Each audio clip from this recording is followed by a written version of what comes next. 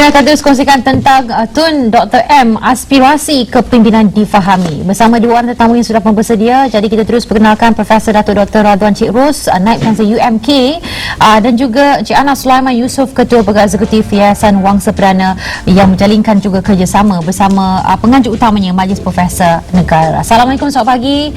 Cik Anas.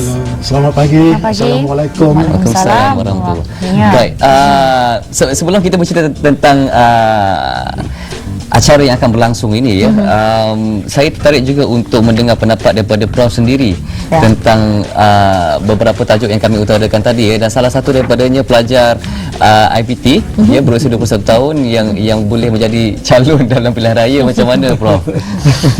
Satu, kita rasa kerajaan telah sangat terbuka dalam hal politik ini, dan bila diberi kebenaran untuk semua menyertai politik, bermakna it's a fully democratic nation. Dan persoalannya yang berkait dengan pelajar-pelajar, dan dibenarkan konon untuk bertanding sebagai calon dalam pilihan raya. Saya sebagai peneraju universiti rasa masanya belum sampai untuk mereka masuk terus dalam politik, sebab mereka mempunyai masa yang sangat panjang. Belum accomplish lagi sebagai seorang pemimpin yang membuat dasar, pemimpin yang merangka perundangan dan sebagainya. Saya rasa mereka mempunyai sangat panjang lagi masa untuk tujuan itu.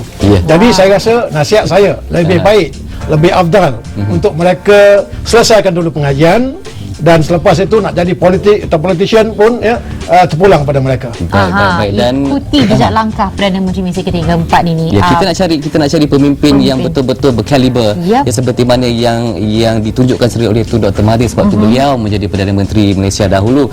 Dan kalau kita lihat sebelum ini, Majlis Profesor Negara bersama Yayasan Wangsa Perdana pernah menganjurkan satu seminar mengenai Tun Dr. Mahathir dari sudut legal beliau, dan kali ini aspirasi yang cuba ditunjulkan. Jadi mungkin skop yang macam mana pula dalam seminar kali ini, Prof?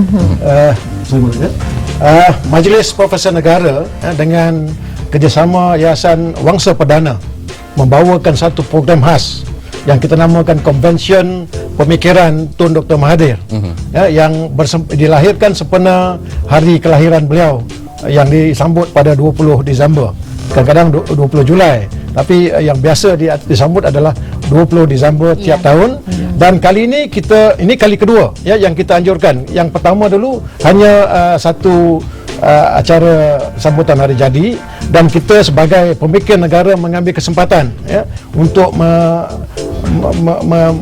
menggunakan kesempatan ini untuk menganjurkan satu convention yang cuba untuk meninjau semula aliran pemikiran Tun Mahathir, yang kita sedar bahawa selama ini beliau merupakan seorang arkitek pemodenan Malaysia. Bila beliau umpamanya umumkan wawasan 2020 pada 1991 dulu, beliau dengan jelas telah merangka satu kerangka pembangunan untuk negara, sekali dengan inisiatif-inisiatif yang perlu dilaksanakan, dan juga 9 cabaran yang telah beliau kenal pasti. Ini merupakan satu perkara yang saya rasa sangat beruntung kita sebagai rakyat Malaysia untuk mempunyai perancangan yang seperti itu. Dan dalam kesempatan ini kita ada 4 segmen dalam program kali ini. Satu, convention itu sendiri yang mengumpulkan pemikir-pemikir dari kalangan profesor yang akan membincangkan mengenai aliran pemikiran Tun Mahathir.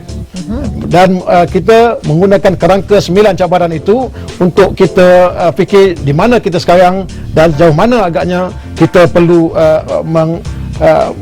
merealisasikan cabaran-cabaran itu. Dan segmen kedua kita ada sambutan hari lahir. Yang ini special, very special, birthday party untuk Tun Mahathir sendiri, dan kita jangka 1,000 ke 1,500 orang tetamu yang akan sama-sama meraihkan hari kelahiran Tun Mahathir. Dan segmen ketiga adalah segmen ada pameran ya mengenai potret-potret dan juga dokumentasi Tun Mahathir, dan akhir sekali kita juga akan melancarkan satu program khas yang juga dianjurkan oleh Majlis Profesor Negara dengan kerjasama Yayasan Wangsa Perdana yang kita panggil Mahathir Distinguished Fellowship Program. Ini program spesial yang akan kita umumkan siapa penerima pertama MDF ini yang akan kita umumkan pada malam itu. Kalau Cik Anas boleh kongsikan apa agaknya kriteria tertentu bagi penerima anugerah ini untuk di bawah program MDFP yang telah disebutkan oleh Prof tadi. Ya, program Mahathir Distinguished Fellowship Program ni untuk penerimanya kita ada kriteria tertentu. Kita ada 2 golongan. Satu dari kalangan akademik. So, akademik ini haruslah seorang yang telah menunjukkan kajian yang mendalam, pemikiran yang kritis, yang bertenaga untuk layak sebagai fellow untuk MDFP ini. Kriteria yang golongan kedua adalah golongan profesional.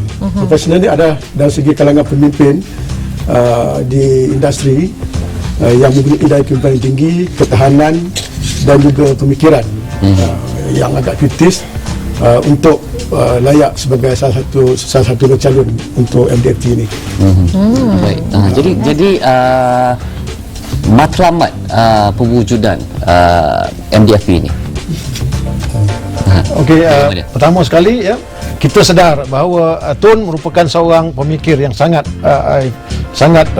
futuristik sifatnya, dan kita rasa perlu ada satu kajian yang lebih saintifik menggunakan pendekatan akademik untuk melihat aliran pemikiran Tun Mahathir, dan kita jemput fellowship ini supaya untuk mengenal pasti arah pemikiran Tun Mahathir ini sebagai asas untuk kita membina negara dan juga untuk kita gunakan ilmu itu untuk masa depan. Dan kita jangka ini bukan terhad kepada pemikir nasional saja, international scholars pun boleh menyertai ini, dan agak lumayan fellowship ini. Kita sediakan $10,000 a month sebagai satu fund untuk mereka membuat kajian mengenai perkara itu. Makanya ia dibuka untuk semua dan mereka yang berminat boleh saja ikut serta, dan akan dilangsungkan di mana? Convention ini di PWTC, pengumuman di PWTC pada majlis sambutan hari lahir Tun itu, dan pameran juga di PWTC di Dewan Tun Ismail. Semuanya dilangsungkan di Dewan Merdeka di Pusat Dagangan Dunia Putra Kuala Lumpur. Okey, dan begitu menarik sekali akan dilangsungkan pada 19 dan 20 Disember 2012. Okey, dan antara isu yang akan diperbahaskan convention itu sendiri kita akan menampilkan tokoh-tokoh akademik yang mengupas mengenai 9 cabaran-cabaran yang telah dikenal pasti oleh Tun sendiri.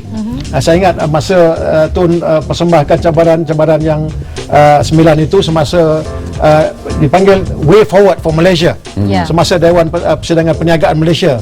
Beliau umumkan 9 cabaran itu, dan kita rasa terpanggillah untuk melihat di mana kita berada sekarang, apakah perkara-perkara yang perlu kita lakukan lagi untuk menentukan supaya come 2020, yes, we are here and achieve apa yang telah digariskan. Dan ini agak istimewa sebab kita dah melihat model negara maju, they can be very developed and yet having problems dalam pelbagai aspek.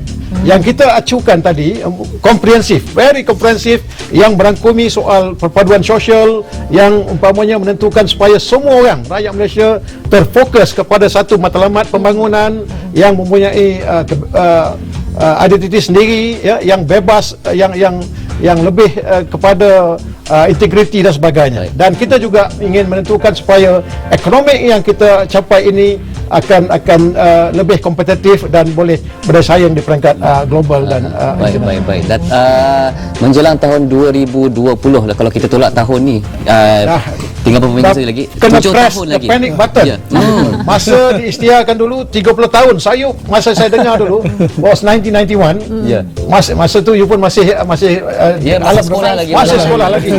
Kita dengar Tun Mahathir bila sebut wawasan 2020. Saya pun rasa sayup, sampai ke kita wawasan 20. And yet suddenly, bila sebut wawasan 20 sekarang, hanya lebih kurang 8 tahun lagi.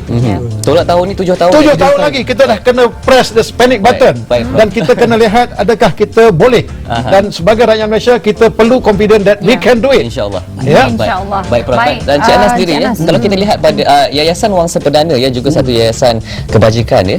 Jadi kalau kita lihat dari sudut kebajikan kepada rakyat, ya, dari sudut pemikiran Tun Mahathir sendiri, kita menuju ke arah negara maju. Jadi kebajikannya macam mana mungkin yang sesuai? Kebajikan kalau kita lihat Tun punya pemikiran dia telah berjaya menyatukan rakyat Malaysia dan juga pada saat yang sama hidup dalam keadaan yang selesa. Jadi bermakna dari segi pendidikan itu telah berjaya memberikan kehidupan selesa bagi rakyat Malaysia. Tapi untuk masa depan itu juga telah menggariskan dalam masa 2020 bahawa Malaysia harus menuju ke arah negara maju, bermakna berpendapatan tinggi. Jadi bila semua orang berpendapatan tinggi, maknanya kita akan berasa selesa dalam keadaan itu, dalam cabaran-cabaran dunia yang kos yang tinggi, kadar kehidupan yang tinggi. Jadi bila kita mencapai taraf pendapatan tinggi, maknanya kita telah mencapai satu keadaan sosial untuk semua. Tak perlu disambung itu, sebab bahaya tu. Bila pencapaian tinggi, kita tidak mampu, ada segmen society yang ketinggal di belakang. Bermakna kemiskinan tak perlu ada. Jurang perbezaan pendapatan tidak boleh besar. Ya, semua orang selesa hidup ya dengan kemakmuran yang dicapai oleh negara. Saya rasa ini satu perkara yang sangat-sangat penting untuk kita tekankan. We can be a very advanced nation and yet at the same time we can't afford to have a big segment of the population yang ketinggalan di belakang. Itu acuan kita. Dengan Dan inilah ini juga adanya. akan dibincangkan Ini akan kita kupas secara mendalam. Baik. Baik, dan diharapkan konvensi pemikiran Tun Dr. Mahathir dan juga Malam Gala Tun Dr. Mahathir Legasi Tersohor ini akan dapat digarap segala pandangan juga pedoman yang bakal disalurkan untuk kita semua, khasnya kepada pewaris kemajuan tanah air untuk menjangkaui tahap kemajuan yang tiada batasannya demi manfaat generasi yang mendatang. Terima kasih Profesor Dr. Radwan dari Majlis Profesi Saya Negara. panjangkan jemputan kepada dua-dua. InsyaAllah. Menjadikan majlis kita malam itu 19 dan masa 19 September di Pindah Bertusi. InsyaAllah. InsyaAllah. Berkesempatan kami akan ke sana. Boleh kita ramai-ramai. Baik, terima kasih Prof sekali lagi dan juga kepada Encik Anas Sulaiman Yayasan Wangsa Perdana. Dan semoga acara ini akan berjaya memenuhi matlamat yang diharapkan. Dan kita akan berehat seketika bersama Kalam Band. Dan sekembalinya nanti ada cerita pasal Mak Sanggup. Jadi Mak pastikan anda terus setia bersama kami untuk kita bertemu dengan Mak Sanggup ni.